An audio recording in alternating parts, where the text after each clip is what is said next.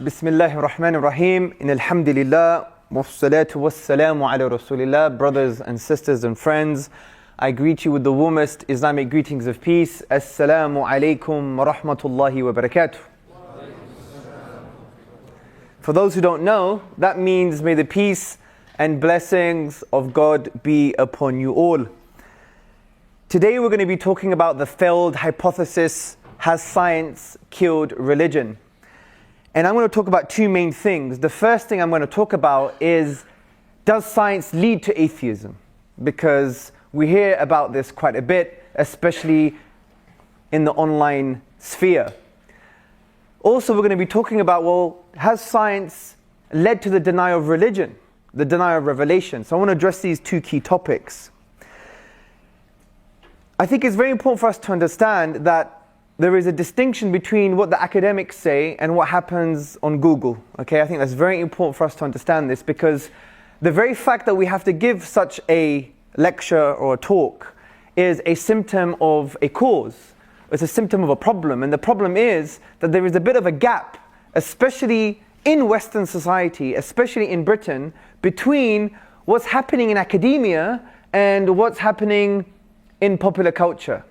Yes, there are overlaps, sometimes there's some kind of link, but generally speaking, there is a gap amongst certain groups of people. And this is why I think the British government had to basically come up with the project called Impact, which was to make an impact. The professors and the academics had to basically, engage in popular culture discourse to bridge that gap. And to do so, they would make an impact, right? So this is one of the reasons why I think the British government did that. So I want you to really understand that this question really is not much of a question when it comes to academic discourse, because professors and academics, especially when it comes to the first point that I mentioned earlier, does science lead to atheism? They would say, even if they're atheists, they would say, no, it doesn't. And we have to be very honest. It just doesn't. Simple as that.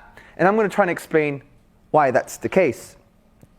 So let's start with the first thing that we want to speak about, which is, does science lead to atheism? Does science lead to the denial of God? Well, this is a false assertion. And the reason it's a false assertion is based on 4 false assumptions, okay? The first assumption is, science is the only yardstick for truth, right? So if you have that false assumption that science is the only yardstick for truth, and science can't really deal with a metaphysical notion like God, because he's not in the universe, he's not physical in the universe, therefore God doesn't exist, because science is the only yardstick for truth. And if we can't use science to try and prove this metaphysical notion, and science can't even deal with the idea of God, therefore he doesn't exist. And that's the kind of assumption here. The second assumption is, hold on a second guys, science works. Keyhole surgery, the iPhone, science works. Therefore, it is true.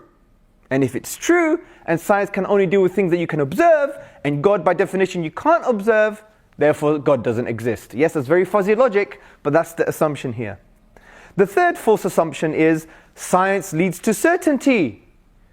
It leads to certainty, absolute truths. These are scientific facts. They're unchanging. It's the Moses tablets, right? You hear lots of people talk like this sometimes, especially on Twitter and Instagram and YouTube and all those funny places, right? So if it leads to certainty and science cannot deal with a metaphysical notion that you can't observe like a creator, therefore God doesn't exist. Because science can only be certain about things other than God, for example. Yes, that's fuzzy logic, but that's the basis of that assumption, that false assumption. The fourth false assumption is basically people adopt philosophical naturalism and they misunderstand methodological naturalism. Now I don't want to give you a huge headache with lots of terms. I'm going to discuss that a bit later. So those are the 4 false assumptions. Now before I break down those 4 false assumptions, let's just really understand what science is, okay? In a general, but in a basic way. So we really understand what we're talking about here. Science is not just what you observe. We have to first understand that. Observations are required for science, but science or scientific theories and conclusions are not just observations, okay? So when I see the moon, and therefore the moon exists, That's not really a scientific theory or a scientific explanation. It's just I'm mirroring my observations, okay? Science requires observations. And what science does, it reasons, right? It uses reason to understand the observations themselves. So say you have more than 5 observations, you see 5 observations about a particular phenomenon, you use now your rational faculties to make inferences or to see if there's any connections between these observations and to understand them holistically, to understand them in a comprehensive way. That's essentially science, right? And that's the beauty of science. Now Bertrand Russell, he said in his book Religion and Science, published by Oxford, science is the attempt to discover by means of observation and reasoning based upon it. So it's by means of observation, you have observation, direct and indirect observation, and you reason over those observations. And he continues to basically discover particular facts about the world and the laws connecting facts with one another. So that's essentially what science is. Yes, there's much more to it than that. The method is a very interesting method, and there are debates amongst the philosophers of science concerning its method. For example, if you're a Popperian, Karl Popper, you might, want to adopt falsification, but if you're a soft Popperian, you'd be like, it's useful, but falsified theories can change if you change the assumptions. You can revive falsified theories if you change the assumptions. There's big debates about these things, but let's put them to the side. The point is, you require observations, and you require a rational mind, a human intellect, to understand those observations. That in essence is science, okay? So, now we've got that out of the way, let's go to the first false assumption. Because what we're dealing with here now, we're basically saying, well, science doesn't lead to atheism, and the assertion that people express that science does lead to atheism is based on four false assumptions. The first false assumption is, science is the only yardstick for truth. Now, the first problem with the first false assumption is it's self-defeating. If I say to you guys, science is the only yardstick for truth, and that statement itself has to be true, then I would just basically say to you, can you prove that statement scientifically? No, it's self-defeating. That's the first point. We can all go home now. Let's get our pizza, right? So it's self-defeating. It's almost like saying there are no sentences in the English language longer than 3 words. But I've just uttered a sentence that's longer than 3 words, okay? Now, that's the first point. The second point I want to mention is, well, science is not the only yardstick for truth. Why? Because our observations are always going to be limited. And truth will always change from that point of view. And that's one of the beauties of science. Now, the atheist and the philosopher of science and the philosopher of biology, Professor Elliot Sober, he basically says in his essay called Empiricism that at any moment in time, scientists are limited to the observations they have at hand. Now just think of it, just use your intellect here. It's so obvious that you may have another observation that can contradict your previous conclusions based upon your previous limited observations. So therefore, truth can change in science, which is one of the beauties of science. Truth can change. What we consider to be true can change. So science is limited to what it can observe. And not only can its truth claims change, but its scope and its area of focus is limited. Therefore, it can't answer other questions. Because there are many things that you can't observe directly or indirectly, but yet we believe them to be true. For example, necessary logical truths. You can't observe necessary logical connections or necessary logical links between logical properties in deductive logic. I know that sounds really crazy. I'm going to explain it later, okay? But you can't observe that. And by the way, you have to have that before you do science. So it's limited to observation. The third point, science is morally neutral. Or in other words, it's amoral. Now, what do I mean by this? I don't mean scientists are immoral. Of course not. God forbid, right? What I'm saying here is, although scientists are human beings too, and sometimes we have a culture of think just because he's a scientist, he's like, the religion of the white coats, right? We have that kind of assumption sometimes in popular discourse, right? Anyway, so science is morally neutral. What do I mean by this? Well, there are many things that we take to be first principles in moral theory, in meta-ethics. Meaning that there are some things that we consider to be objectively morally true. There are objective moral values in the world. There are objective moral truths. Not all of them, but I'm a true believer that we all believe in objective moral truths, regardless what society tells us, regardless what individual minds tell us, and regardless what our intuitions or our psychological, our emotions tell us, right? So let me give you an example. You go home, you're tired from work or university, and you turn on the television and you see breaking news. And the headline says, man beheads 5-year-old. Now, that's morally wrong, right? Yes? Yes? No? Okay. All right, let's assume you all said no, right? An emphatic no. Of course. So we said yes, rather. What was my question? I'm going to get myself in trouble. It's morally wrong, correct? Good. Now, next question. Is it objectively morally wrong? For example, if the whole world were to come and say to you, it's okay to behead a 5-year-old, it'd still be morally wrong. And if individual minds, right, and individual human beings with their own emotional disposition came to you and said, no, let me justify it to you intellectually and emotionally, you'd be like, no, it's still morally wrong. This is what we mean by objective. It's outside of the limited human mind in a way, outside of limited emotions, and therefore it requires some kind of grounding. What explains and takes into account the objectivity of that moral value and where did it come from? If we consider some morals to be objective in this sense, science has no say. Science is asleep. It has no say in this issue. Why? Because science can't provide a rational basis for the objectivity of moral values, for objective moral truths and values. Why? Well, let's remind ourselves what Charles Darwin said. He gave an extreme example concerning this notion. He basically said, if we were to be reared under precisely the same conditions as the hive bees, we would think it's okay to kill our brothers and okay to kill our fertile daughters. Now, if you extend that logic and you talk about the nurse shark, one would argue that if we were reared under precisely the same biological conditions as the nurse shark, we would think it's okay to rape women. That's what the nurse shark does. Check the National Geographic. The nurse shark bites the fin of its mate and wrestles its mate, which is tantamount, equivalent to forced mating, rape, right? So there is a problem here because all the Darwinian mechanism can do, or to be a bit more specific, all that natural selection can do is provide us with the ability to formulate ethical rules. We agree with this. It gives you the ability to formulate ethical rules, but it doesn't give you a foundation to justify or take into account objective moral truths. Why? Because these morals are subject, not objective anymore, they're subject to inevitable biological changes. Not only that, morals lose any meaning under biology. They lose meaning because it's just almost arbitrary. It's like a result of a accidental rearing of certain biological conditions.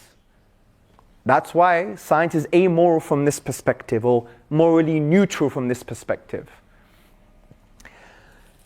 The fourth point is that science can't delve into the personal. Now, what do I mean by this? Now, for my postgrad, I did a thesis on physicalism and neuroscience and the hard problem of consciousness, okay? And this dwells with what's happening inside ourselves, the person, okay? Now, science can't deal with the hard problem of consciousness. Yes, it does great work concerning, how we think, cognition, the fact that we are able to think, and it can deal with all of these things.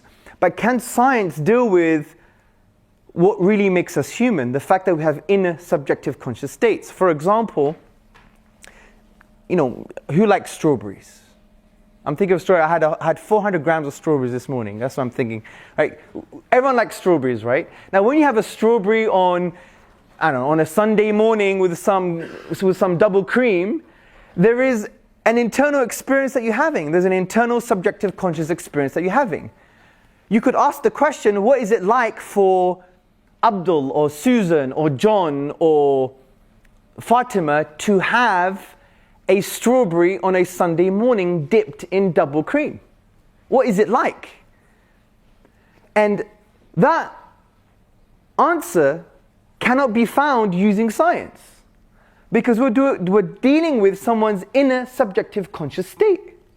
And if I were to know everything about the human mind and map out all the neurochemical, electrochemical happenings and firings, right, and correlate them with someone's experience, I will still not know what it's like for that person to have that experience, because it's just neuroscience is a study of correlations. It's just a study of correlations. So I would not know what it's like for that person to have that inner subjective conscious experience. All I have are utterances, linguistic utterances of the description of the inner subjective conscious state. It's crispy, it's sweet, it's lovely, right? Or whatever the case may be.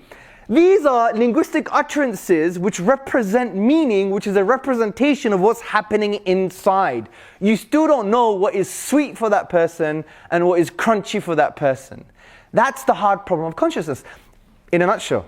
It requires another lecture, but that's generally it, right? This is why Professor Thomas Nagel, he makes a really good point, and he raised this point in his famous paper, I believe it was published in 1973 or 1974, when he wrote, "What is it like to be a bat?" Right? And he said, look, science is a problem. Methodologically, it's limited because science is third-person fact. So how can third-person fact deal with first-person fact? There you go. And the debate continues, right? By the way, I'm not saying I've solved the problem here, or I'm expressing, all the views in 5 minutes. That would be highly arrogant of me. It's a big, massive discussion. But generally speaking, when I give these lectures, it's to plant seeds in your heart and mind so you continue your own intellectual and spiritual journey. I'm not here to teach you anything. Rather, I consider these lectures therapy for myself, right? So, the next point. Science can't answer why things happen. That's another limitation of science. Imagine my auntie came along here, right? And my auntie is very good at cooking. And she baked a nice chocolate gâteau. Massive one, like 25 inches, right? Chocolate gâteau, right? And then she left. She vowed silence and she left. Let me ask you the question as a scientist. Why did she bake the cake? Why? Come on, scientists. Why did she bake the cake? Sorry? To be eaten. Maybe not. Maybe she just wants to show how artistic it is. That's an assumption. Why did she bake the cake? Oh, scientists. What's the purpose of the cake? That's what we mean when we're saying why. Well, you would never know. But if I asked you how she baked the cake, you don't have to ask her. If you have the right tools, the right method, and the right amount of time, you could tell me how she baked the cake. You could test the kind of, protein bonds and all. My science is rubbish, but you know what? We know what's going on in a cake. Something's happening in a cake. There are protein bonds in a cake, right? Well, there you go, I was right. Don't laugh at me. So there's some biology stuff happening and chemicals happening, right? You could assess that and find out how she made the cake, but you can't tell me why on earth she made the cake. So science is limited from that point of view. It can't tell you about the purpose of things. The next issue is that science is not the only yardstick for truth, because there are other sources of knowledge. And for me, this is the most frustrating. It's like people are not even bothered to read a basic philosophy book. Philosophy 101. If you're 16 years old and buy an A-level standard book on epistemology, the study of knowledge, and you would see that there are other sources of knowledge other than just touching and feeling things. One of them include testimony, believe it or not. The say-so of others. And let me summarize what I'm saying with what happened a few years ago with Professor Lawrence Krauss. So, obviously I did a few mistakes as well. People change. If you're the same person you were 4 years ago, then you have issues. So, I follow kind of a Bruce Lee philosophy. You should be like a river. You keep on flowing, right? So, I'm not the same person. You don't step in the same river twice, as they say, because it's changing, isn't it? Yeah. But anyway, there are some good things to learn from that discussion with Mr. Krauss. And I said to Krauss, hey Krauss, I didn't do it that way, but you know what I mean. I said, hey Professor Krauss, you have a metaphysical presupposition. You think that truth is as a result of what you touch and feel. He said, yes, of course, I'm a scientist. And I said, fine, but there are other sources of knowledge. He said, like what? And I said, testimony. And he sniggered at me. He said, I just do the science. And I said, well, do this science. Do you believe in evolution? He said, yes, of course, I follow the evidence. And then I said to him, have you done all the experiments yourself? Have you done all the science yourself? And then he paused. Everybody started to laugh at him, or lots of people started to laugh at him. Why? Because it exposed his metaphysical presupposition. It is true that he has to rely on the say-so of other scientists, because he ain't going to do the science himself. And if you rely just on your own experiments that you've done directly, you will never have the science you have today. And that's the beauty of human knowledge. You have to rely on other people. And that's why if you study the scientific method, you would see that a key part of the scientific method are the sayings of other scientists, are the conclusions of other scientists. Now you may claim, yes, but their studies are repeatable, and they have been repeated. If you haven't repeated it yourself, it's still the say-so of others. It could be one scientist or 500. The fact that they are telling you the basis of that knowledge is not empirical, it's the say-so of others.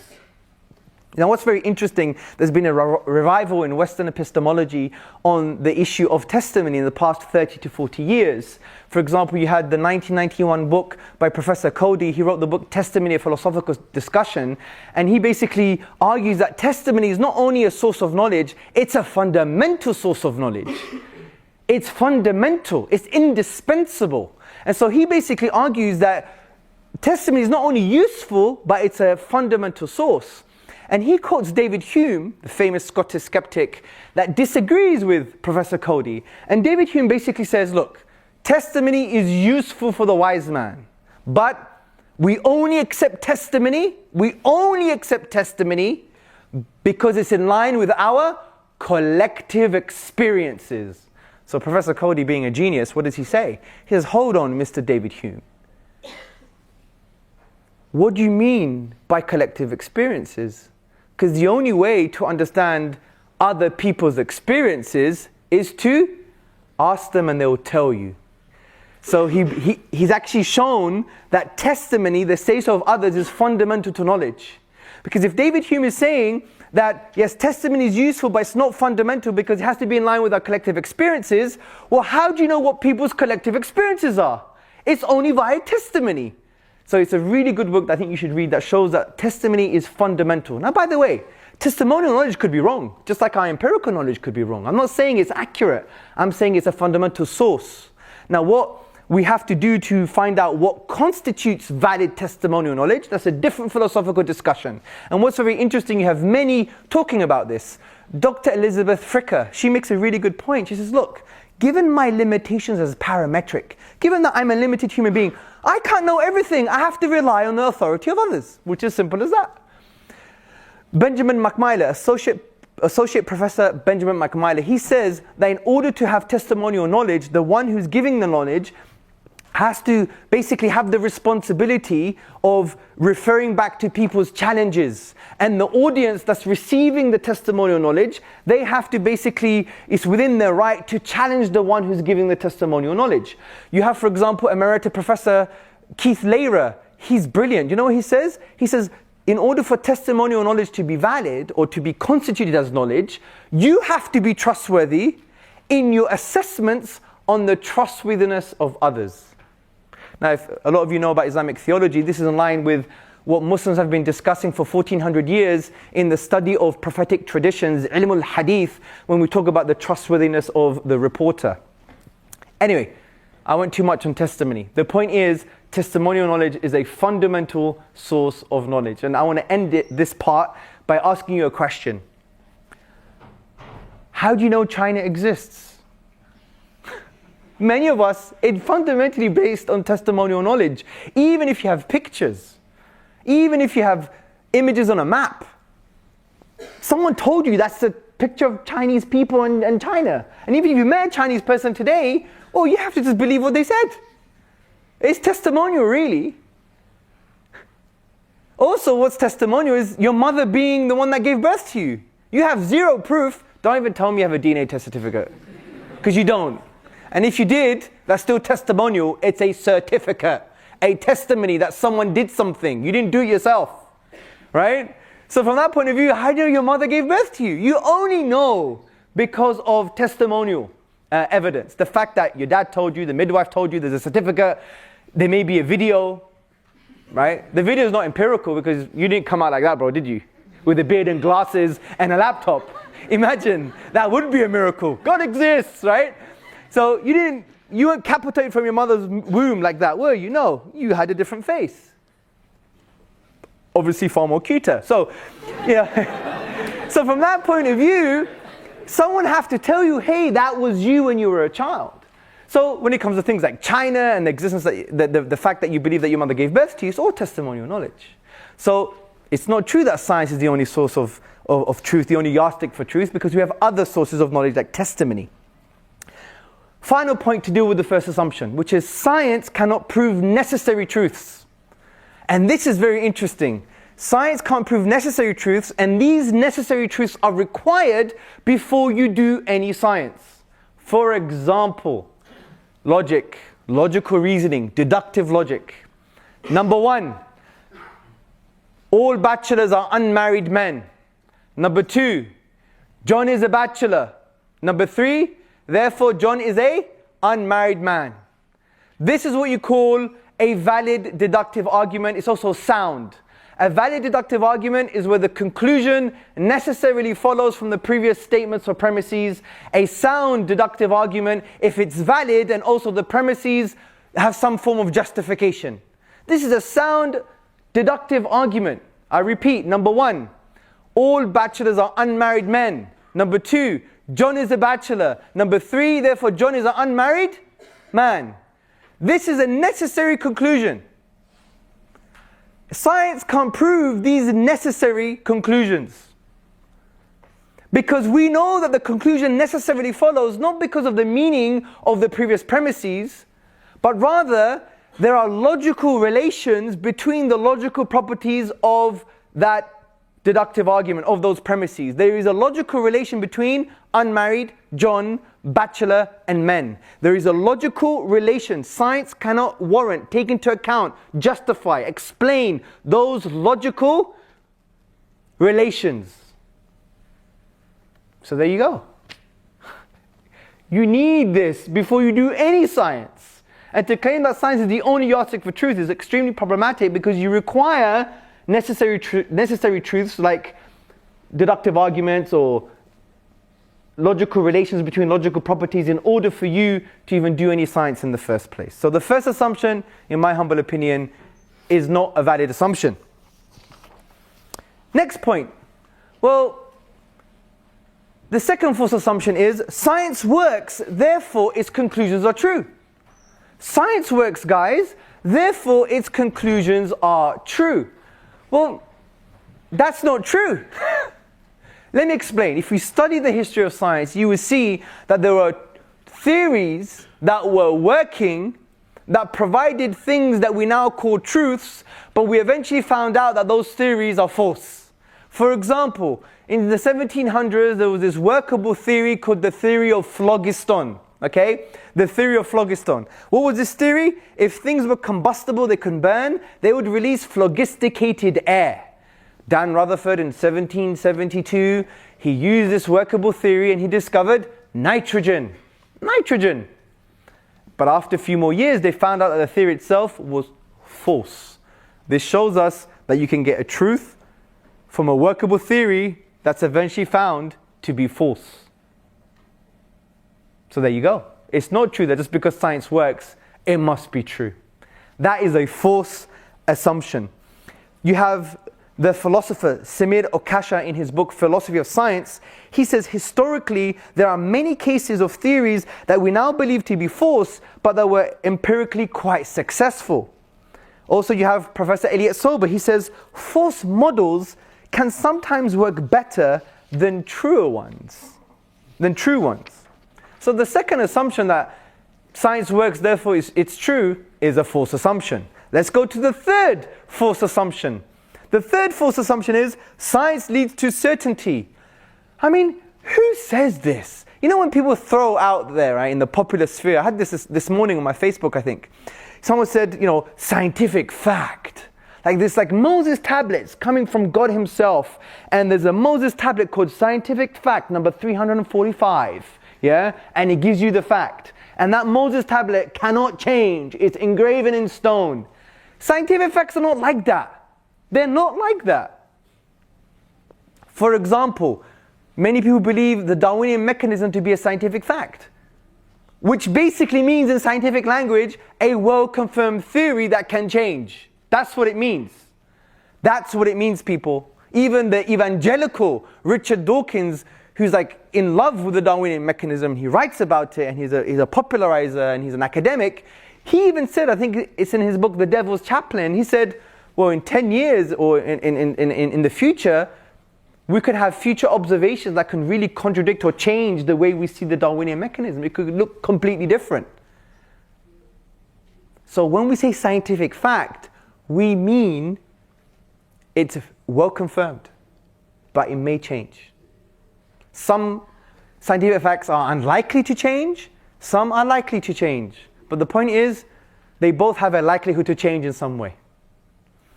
So, science doesn't lead to certainty from that point of view. Now, why is it the case that science doesn't lead to certainty? Because of the problem of induction. Science relies heavily on induction. What is induction? It's like a thinking process where you have a limited set of observations and data, and as a result of your limited observations and data, you conclude for the next observation that you have not observed, or the entire set of observations that you haven't observed. It moves from the known to the unknown. For example, if I've observed 1,000 white sheep, I may conclude the next sheep is going to be white. But is it true? Is it necessarily true? Is it 100% true? No, it's likely to be true given my observations that are limited. But I may observe a black sheep, right? So that's the problem of induction. It's probabilistic. It's not what you call definite knowledge from that point of view. It may change. You may have a future observation that contradicts previous conclusions. So let me give you a principle just for it to be in your mind. There can always be a new observation that can be at odds with our conclusions based on our limited data, based on our previous limited data. I repeat, there can always be a new observation that can be at odds with our conclusions based on our previous limited data. And that is the beauty of science, because it changes and it adapts as a result of the new observations, indirect or direct observations we have experienced. And this is why philosophers of science, Gillian Barker and Philip Kitcher, they say in their book Philosophy of Science, a New Introduction, published by Oxford, science is revisable. Hence, to talk of scientific proof is dangerous, because the term fosters the idea of conclusions that are graven in stone. Now, before I move on to the final false assumption, I want to talk about just a quick note on falsification. Now, Karl Popper, he understood the problem of induction. His science, you can't prove scientific theories to be true in a philosophical sense. You can't prove scientific theories to be true in an absolute philosophical sense. You could just show that they're well confirmed, but they may not be true from that point of view, from a philosophical point of view. And he felt that was a problem, and he agreed you can't solve the problem of induction. So what did he invent, if you like? He basically brought into existence this idea of falsification. He said scientific theories can't be proven to be true in an absolute way, but they can be proven to be false. The knowledge that you can have is knowledge of what theories are false. That's the knowledge that a scientist should be looking for. And he called this falsification. Now, what is falsification in a nutshell? It is the following. If a theory claims that something will be observed under certain circumstances and it is not observed, then the theory is proved false. Listen to this theory I made up earlier. Ready? All birds that die on a Friday will do so in mid-flight. Theory. Beautiful theory, yeah? All birds that die on a Friday will do so in mid-flight. How do you falsify this theory? You observe a bird that is not flying, it's on the ground, and it's walking, and it's a Friday, and it died while walking. My theory is falsified. That's falsification, okay? Now, what's very interesting is, he was not entirely true. Because you could have falsified theories that can be brought back to life. It's like an epistemic intellectual resuscitation. And all you need to do is change the auxiliary assumptions. That's why many academics, scientists, and the philosophers of science, they don't really take falsification 100% seriously from the point of view of being a hard Popperian. They're more soft Popperians. It's useful to have theories that are falsifiable, but it's not as simple as that, because if you tweak the assumptions, a theory that was dead can be revived. Let me give you an example. How did we discover Neptune? Does anyone know how we discovered Neptune? You don't know? I found it. I'm joking. We discovered Neptune because, orbits were like, wow, orbits are really nice and they're smooth and they're doing their thing, right? And, if we have another planet like Uranus, its orbit should be the same smooth, musical, cosmic dance, right? But Uranus seemed to be a bit drunk. It had a wobbly orbit, the perturbations of Uranus. It was like, woohoo, I'm a bit tipsy, yeah? So Uranus was tipsy. So the problem here is, what do? Do they now say, look, this has falsified our theories about orbits? No. They just changed the assumption. And what was the assumption?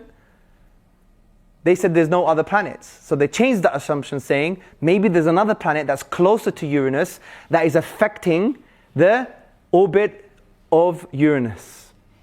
And that's how they discovered Neptune. So falsified theories at the onset can be revived as a result of tweaking your assumptions. And by tweaking those assumptions, you discover new scientific truths.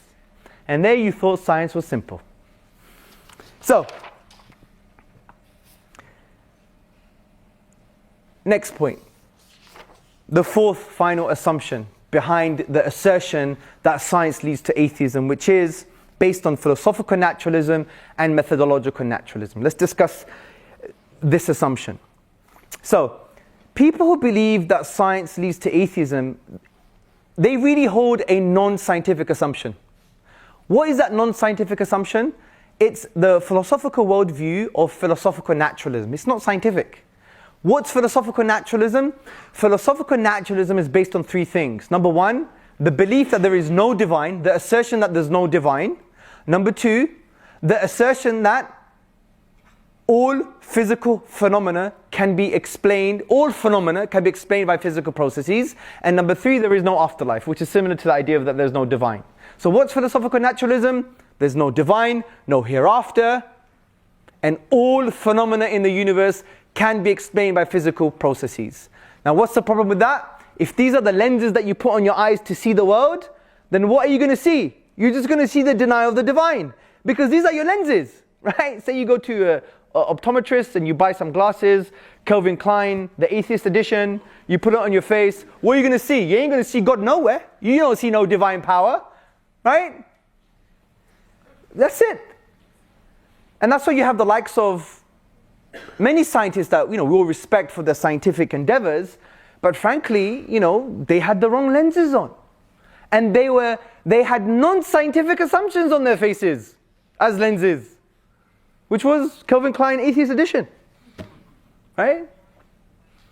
And so if you adopt that false philosophical assumption that basically is literally based on blind faith, in my view, then all you're going to see is the denial of the divine, because you started with that premise. You put those lenses on. And even the atheist himself, Professor Michael Rules, a very honest atheist philosopher, he says, if you want a concession, I've always said that naturalism, philosophical naturalism, is an act of faith. Faith. And that's why when you discuss with people, don't discuss the science, discuss the assumptions that people are holding, and you have a more fruitful discussion. The next part of this assumption is methodological naturalism. Now, this is not a problem for theists, especially the Islamic tradition. Now, what's methodological naturalism? It's basically the assertion that for any scientific conclusion or theory to be scientific, it cannot refer to the divine power or creativity. That's all it's saying. It doesn't say God doesn't exist. It just says, for your science to be science, for your conclusion to be scientific, for your theory to be scientific, just don't refer to God's power or divine wisdom or creativity. Now, this is not a problem for the Muslim, because the Muslim believes that the whole universe is made up of physical causes. And these are asbab in Arabic. These are causes that God has used to manifest His divine will. That's not a problem for the Muslim. But what some people do is they conflate methodological naturalism and they think it means philosophical naturalism. No, because you could be a methodological naturalist, like when you do science you don't refer to God's divine power, creativity, but you could still be a theist that believes in God. Of course you can, there's no contradiction, because your philosophy could be, well, those physical causes are a manifestation of the divine will. No problem. So they conflate methodological naturalism with philosophical naturalism. And that's why evolutionary biologist Scott C. Todd, he said, of course the scientist as an individual is free to embrace a reality that transcends naturalism, methodological naturalism in this case. So, does science lead to atheism? No. We've taken the four false assumptions, we've broken them down. So therefore, we can conclude in an intellectually healthy way that science does not lead to atheism. Next point of today's discussion. Well, science disproves religion. It disproves religion. You have all of these scientific things that are happening, all of these conclusions and the things that we consider fact, and your revelation, whether it's the Bible, whether it's the Quran, whether it's your prophetic traditions, whether it's your scriptures, they are saying some things that are not really scientific. So what do you do as someone who believes in a religious worldview? Now when it comes from the Muslim point of view, what do you do? Say for example, I was born in the 19th century, and there was the scientific fact at that time that the universe had no beginning. So say I'm a scientist and I adopt that. Yes, universe has no beginning. I'm a Muslim in the 19th century, universe has no beginning. Then I go read my scripture, my Quran, universe has a beginning. What do I do? What do I do?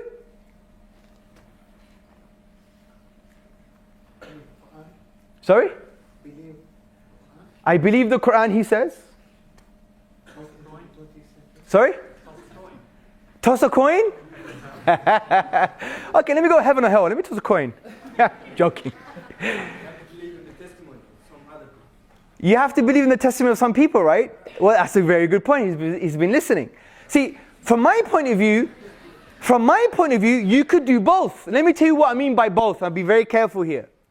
You can, as a scientist, accept the fact, given what we discussed about the philosophy of science, doesn't lead to absolute certainty, can change, can have future observations that contradict previous conclusions. You can accept as a limited human endeavor that produces limited conclusions that are not absolutely true. And you can accept it practically as a scientist, that based on our human limited knowledge, that this is what we've concluded, but it's not true that I have to enter it into my creed or my philosophical worldview, but it's true from the point of view that it's just practical. But I can still accept the Quran because it comes from a source that is true absolutely. And therefore you could never say science now contradicts revelation, especially from a Muslim point of view, because you've just committed an epistemic disqualification. One's human limited knowledge, one's divine knowledge. It's as simple as that. And you can't even compare the both, because one is, for example, one understands the picture, the other just observes the pixel. It's not a problem.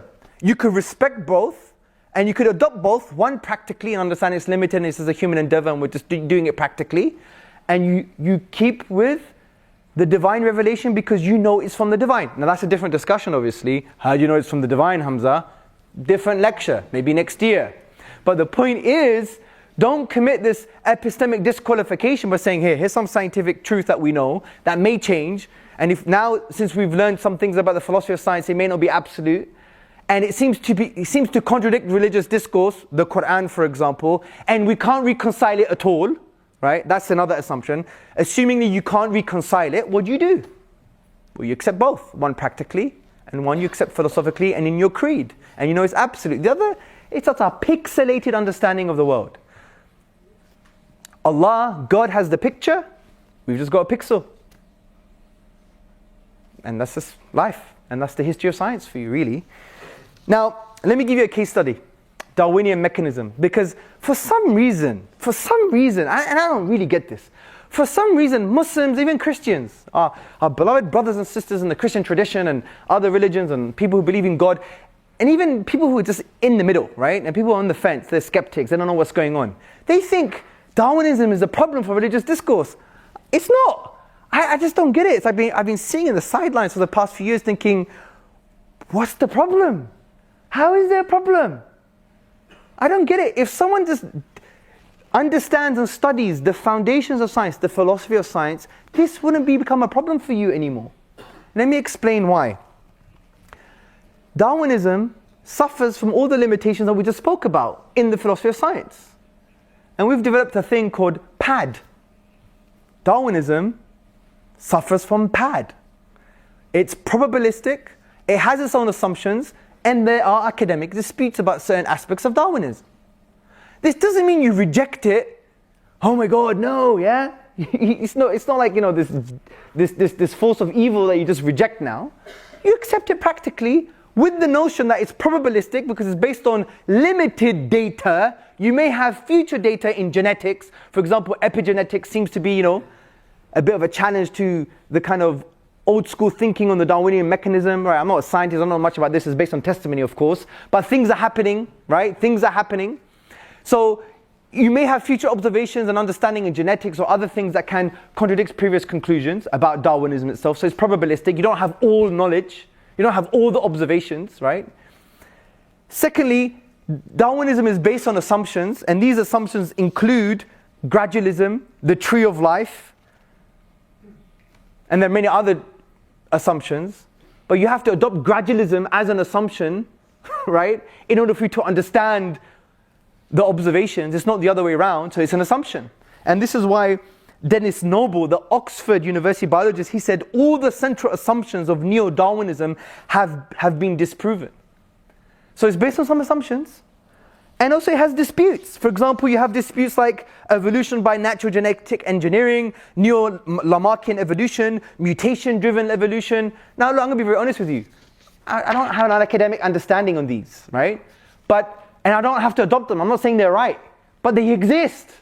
Disputes exist on the academic level. Assumptions are there. Study the philosophy of biology. Study the assumptions of the Darwinian mechanism. They are unproven assumptions. And it's probabilistic, meaning you don't have all observations, it may change. So how on earth is it a problem? For Muslims at least, how is it a problem? It's only a problem if you've committed an epistemic disqualification. If you believe human limited knowledge is equivalent to divine knowledge. And that has happened only because we have an inferiority complex and because we don't know who our creator is. Because if we believe in God's names and attributes, He's Al-Hakim, He is the wise. He has the totality of wisdom. He's Al-Alim, He's the knowing, He has the totality of knowledge. If you believe He's the wise and all the knowing and He has the pixel, we just have a pixel, this would never have been a problem. And we'll just continue the science and love to do science and accept it practically. You could study the Darwinian mechanism as a Muslim and learn how to deal with antibiotics and learn about bacteria and save the world. And like many Muslims do. Because the Quran gives us a spiritual driving principle, value, which says if you save one life, it's like saving the whole of humanity. There you go. What are you going to do? Start walking out of your Darwinism lectures? Come on, man. Do you see my point? It's not a problem. And if it's irreconcilable with orthodoxy, then so be it. Science is beautiful, it's supposed to change. And that's why the Darwinian mechanism is probabilistic from the point of view that you can have future observations that can contradict things that we understand today. It's based on assumptions that are unproven. And there are academic disputes about certain key things of science. Like, is it the tree of life? Is it the bush of life? But it's true, actually that exists. The bush of life idea exists. So there you go. So I don't see how it's a problem.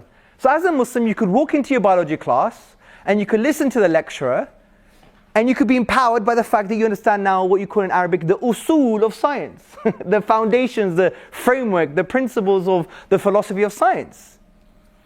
Let me give you a little story. A few years ago, they discovered the Higgs boson. Who knows who the Higgs boson is? Okay, some of you. Now the Higgs boson, right, was a particle they found. They observed this particle. Now originally they said, look, in the early stages of the universe, particles had no mass. But the Higgs field was switched on, Someone switched it on, don't know who. Well, we know who, but just play with the idea for a while just to get you excited, yeah? Someone switched the Higgs field on, and the Higgs field gave particles mass apart from the photon, right? So it gave particles mass. Now they found the particle that made up the Higgs field. And popular magazines, YouTube, Google, even some atheists, frankly, let me just be honest. The ones who don't know much about science, especially the philosophy of science. And they read popular magazines and popular books and think they know it all, right? Some of them, yeah? Those types, they were like, oh, they found the God particle. That's what they called it, the God particle. I had Muslims emailing me saying, oh my God, my faith has hit the floor because they found the God particle. It had really nothing to do with God. It wasn't even about the beginning of the universe. It was after the beginning of the universe. It was the how. This happened because God, that's a manifestation of God's will. The reason they called it the God particle is because it was lazy journalism, guys. It was so hard to find, they called it the goddamn particle. And they just removed the word damn. That's it. And it's a shame that popular headlines now increases the faith of the atheist and decreases the faith of the Muslim. Just because of a title. And I'll say many of these things is as a result of a lack of knowledge, a lack of understanding of the principles behind the thing that we're the area of knowledge that we're studying or we're dealing with. And it's also based on social phenomena. Human beings are social beings, right? Whether we like it or not, we love people, right? Not all the time, but generally speaking, we like to be around. Look at today, you're around a bunch of people. And the social norm is developed as a result of our need to belong and our need to feel certain. This is called informational social influence and normative social influence. If I'm uncertain about something, I'm going to go to the masses to gain that certainty. Conversely, if I'm certain about something but I have a need to belong, I may give up my beliefs just to adopt your beliefs because it's the consensus or it's the masses. That's how you manipulate societies, right? That's the social norm. We have a need to belong and we have a need to feel certain. And that's why in your intellectual and spiritual journey, just try and ask yourself questions without your phone and think and just meditate upon your own self and introspect. As the Quran says, think within yourself. وَفِي أَنفُسِكُمْ أَفَلَا تُبْصِرُونَ. And in themselves do they not see? Reflect and ponder. أَوَلَمْ يَتَفَكَّرُوا فِي أَنفُسِهِمْ. Reflect within yourself and find out, is it really because of a scientific principle that I'm denying God? Is it really because of, there seems to be some kind of contradiction here? Or is it because I just want to belong and I'm just not certain, I don't have the right answers? We need to be more honest with ourselves, because I have so many conversations now with so many different people on different sides of the theological spectrum, starting from the meso-theist, which means the hater of God, which is a group of people, by the way. If you read Professor Bernard Schweitzer's book, Mesotheism, the untold story of hating God, you see it. Actually it's called anyway, the title is something like that, yeah? It's very interesting. And then you have the atheist and the agnostic and the skeptic and the believer and the partial believer and the Muslim and then whatever the case may be. So there's a spectrum of people's beliefs, which is fine. When I speak to all of these people, many times it's not really intellectual argumentation. I'm going to be honest with you. It's not. And I've realized in my old age of 37 years and just learning from my own mistakes, is I've realized that there's something else going on. And I want to end by making you understand something about first principles, okay? And I'll end on this, we'll have Q&A. Everything has first principles. Everything. Now if you've been attentive to this lecture, science has first principles or assumptions. For example, you have to believe in an external universe with external causes in the universe in order for science to work. If you don't believe in external causal connections, game over. You can't really do science. So you have to believe that assumption. It's an assumption. They haven't even solved what a cause and effect is and the link between them is yet. Study metaphysics and philosophy. When I did my postgrad and I did metaphysics, I was like, I'm not doing my essays on this yet. It was too much for me. It was wow. It's like they haven't sorted it out yet, especially when it comes to causality. But you have to adopt it as an assumption, a particular view as an assumption, or you have to assume it in order for science to work. So science has assumptions. Mathematics has assumptions. For example, if you study calculus or set theory, you have to believe in infinites. Although you can never observe an infinite, but you have to believe in them for it to work. And if you look into the philosophy of science, look at the list of assumptions. One of the assumptions are infinity exists. That's it. They just have to say it exists in order for everything to work. Even maths has assumptions. Science has assumptions. Maths has first principles and assumptions. And these are important to have in order for that field of knowledge for it to grow. Politics has an assumption. The idea of freedom. Freedom itself, not political approaches to freedom, but the idea of freedom itself. The idea of freedom itself, which there is a consensus amongst philosophers that they believe that it has intrinsic value. It's not just instrumental. Freedom is not good it's not useful for a good end. Rather, it's an end in itself. It's intrinsically valuable.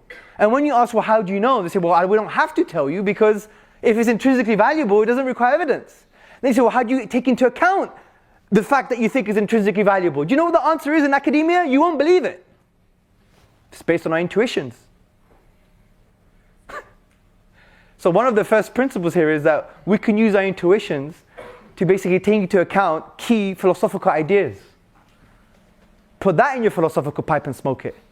Yeah? That's like, wow. So you even have that in politics. You have first assumptions and principles you have to adopt in order to make sense of the phenomenon that you're discussing or studying or trying to comprehend. Even neuroscience has assumptions. Then study Moderato, Manzotti, study Rosen, all these guys. Neuroscience is not philosophically free. You have all these popular magazines, they found consciousness in the brain, some fuzzy thing, tweaking, going up and down, some electrochemical activity in some area of the brain. No, that's just rubbish. Get the real paper, see what's really going on. It's based on an assumption. Neuroscience is based on an assumption which is philosophical. It's not even scientific.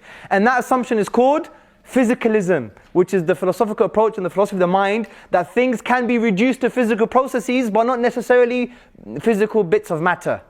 Physicalism is a philosophical assumption that neuroscience needs in order for it to understand what's happening in the brain concerning correlations between electrochemical activity and inner subjective conscious states. There's an assumption in neuroscience.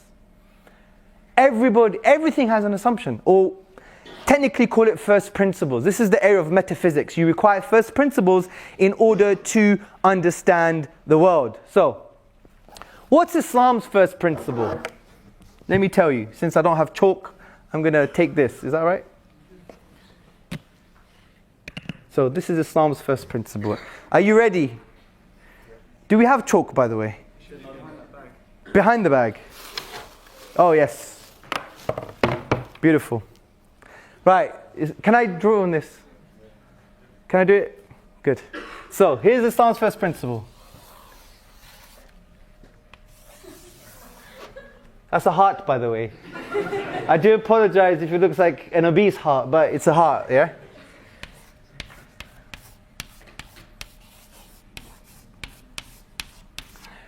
So, Islam has a metaphysical view of the human being. It basically says every human being has an innate primordial state called the fitrah. Coming from the Arabic word fatara, which you have words like fatrun and fatarahu, meaning something has been created within us, and there's knowledge in this fitrah. We're not a tabula rasa. There is primary knowledge contained in your innate primordial state. That's why children smile even if they're blind. This is why we praise things all the time by virtue of their attributes, even though those attributes don't affect us in any way. We say bravo, we clap, we laugh.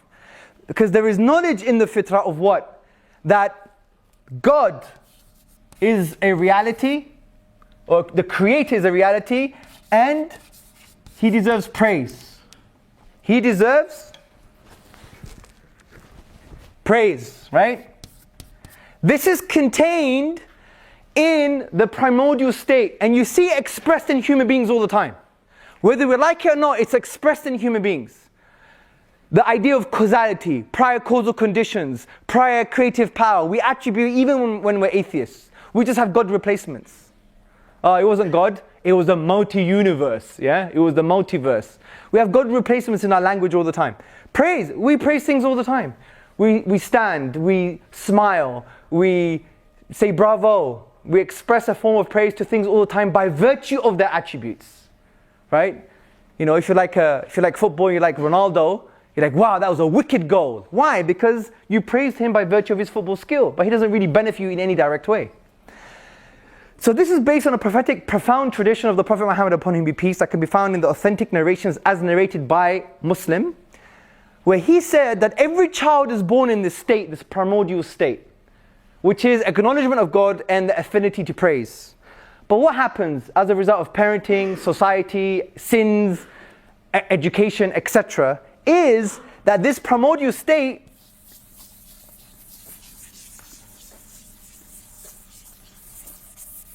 is clouded. This primordial state is clouded. So what Islam says is that the job of a Muslim, generally speaking, is to help people uncloud their primordial state. How can you do that? You can do it by using reason. You can do it by using love. You can do it by using questions. You can do it by basically getting people to see their experiences, negative, positive, or spiritual, in a different way.